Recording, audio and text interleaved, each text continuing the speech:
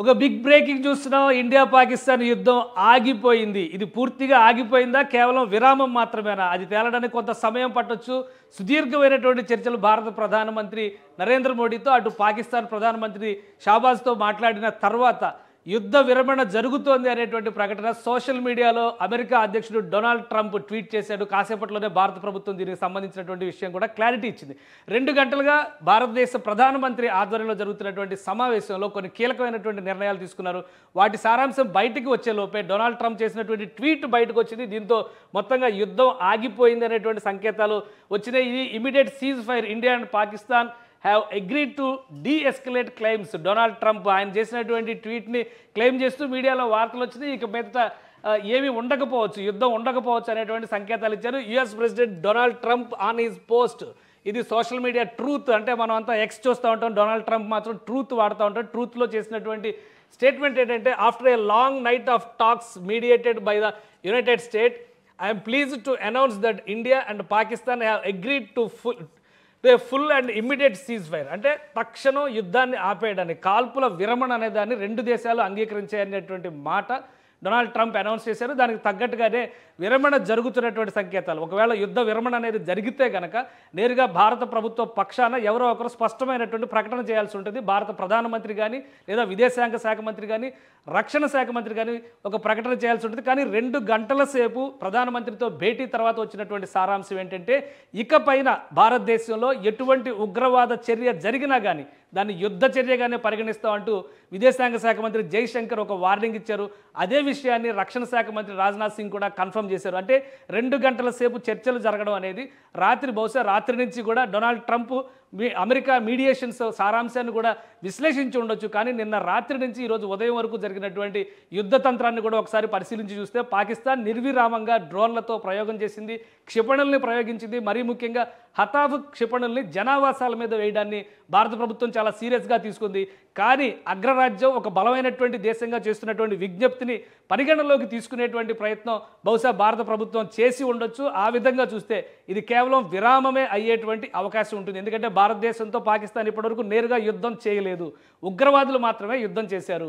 2 రోజులుగా జరుగుతున్నటువంటి కాల్పుల్లో నిర్విరామమైనటువంటి కాల్పులు జరుగుతుంది కేవలం జమ్మూ అండ్ కాశ్మీర్లో కూడా పాకిస్తాన్ ఆక్యుపైడ్ కాశ్మీర్ నుంచే ఈ ఫైరింగ్ జరుగుతుందని చాలా స్పష్టంగా చెప్పారు. ఈరోజు ఉదయం పాకిస్తాన్ నుంచి జరిగినటువంటి కాల్పుల్లో జమ్మూ కాశ్మీర్కి చెందినటువంటి ఒక 5 అధికారి, ఒక 5గురు ప్రజలు కూడా చనిపోయినటువంటి పరిస్థితి ఉంది. కాబట్టి ఈ కేసెస్ వేటిని కూడా భారత ప్రభుత్వం అంత చిన్నగా చూడడానికి అవకాశం లేదు. అయితే ఇది ఒక అరుదైనటువంటి సందర్భం. కేవలం అగ్రరాజ్యానికి ఇచ్చినటువంటి మాట, ఒత్తిడిని పరిగణలోకి తీసుకోవడం మాత్రమే. అందుకే దీన్ని విరామంగా చూడాల్సినటువంటి అవసరం ఉంటుంది. ఎందుకంటే 1971లో జరిగినటువంటి యుద్ధంలో పాకిస్తాన్కి అండగా యూకే, అమెరికా ఇలాంటి దేశాలన్నీ నిలబడినా కానీ ఎదురు నిలబడి భారతదేశం పోరాటం చేసింది. భారతదేశంతో పాటు రష్యా నిలబడింది, అప్పుడు ఉన్నటువంటి సోవియట్ యూనియన్ నిలబడింది. కాబట్టి ఇప్పుడు అటువంటి అవాంతరాలు ఏవీ లేవు.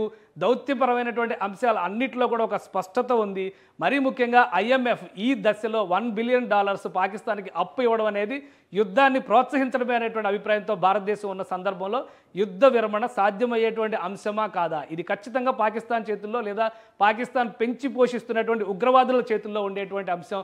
ఒక్క తోటా పేలినా కానీ యుద్ధం మళ్ళీ మొదలవుతుంది. ఇది కేవలం విరామంగా పరిగణించడానికి మాత్రం ఆస్కారం ఉన్నటువంటి అంశం. అయితే డొనాల్డ్ ట్రంప్ అధ్యక్షుడిగా బాధ్యతలు స్వీకరించిన వెంటనే రష్యా, ఉక్రెయిన్ల మధ్య జరిగినటువంటి యుద్ధ విరమణ ఒప్పందాన్ని కూడా ఒకసారి మనం కన్సిడరేషన్లోకి తీసుకోవాల్సినటువంటి అవసరం ఉంది.